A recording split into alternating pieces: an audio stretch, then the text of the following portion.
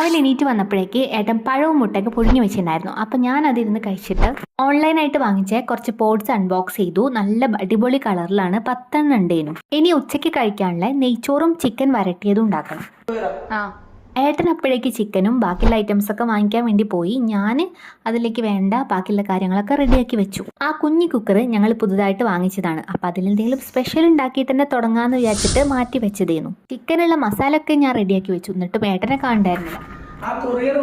അപ്പം അത് വാങ്ങിക്കാൻ പോയിട്ടാണ് ലേറ്റ് ആയത്. പിന്നെ ഞങ്ങൾ രണ്ടാളും കൂടി തന്നെ ബാക്കിയുള്ള പരിപാടികൾ തുടങ്ങി. നെയ്ച്ചോറും പിന്നെ ചിക്കൻ വരട്ടിയതും അതെല്ലാം അതിൻ്റെ ഫൈനൽ സ്റ്റേജിലാക്കിയിട്ട് ഞാൻ ഇന്ന് വന്ന മറ്റേ സാധനം കൂടെ അൺബോക്സ് ചെയ്യാൻ പോയി. ഗാർബേജ് ബാഗാണ് വന്നത്. പിന്നെ ഇരുന്ന് കഴിച്ചു. അത് കഴിഞ്ഞിട്ട് വൈകിട്ടായപ്പോൾ പിന്നെ ശംഖുമുഖത്തേക്കൊട്ടൊന്ന് പോയി. കടലിലൊന്നും ഇറങ്ങാൻ പറ്റിയില്ല. കടലമ്മ നല്ല ദേഷ്യത്തിലാണത്രേ. അതുകൊണ്ട് അവിടെ ഇവിടെയൊക്കെ നടന്നിട്ട് കുറച്ച് സാധനങ്ങൾ കൂടെ വാങ്ങിച്ചു. പിന്നെ ഏട്ടൻ ചായ കുടിച്ചു. അത് പിന്നെ എപ്പോഴും ഉള്ളതാണല്ലോ. പിന്നെ തിരിച്ച് വീട്ടിലേക്ക് തന്നെ പോന്നു.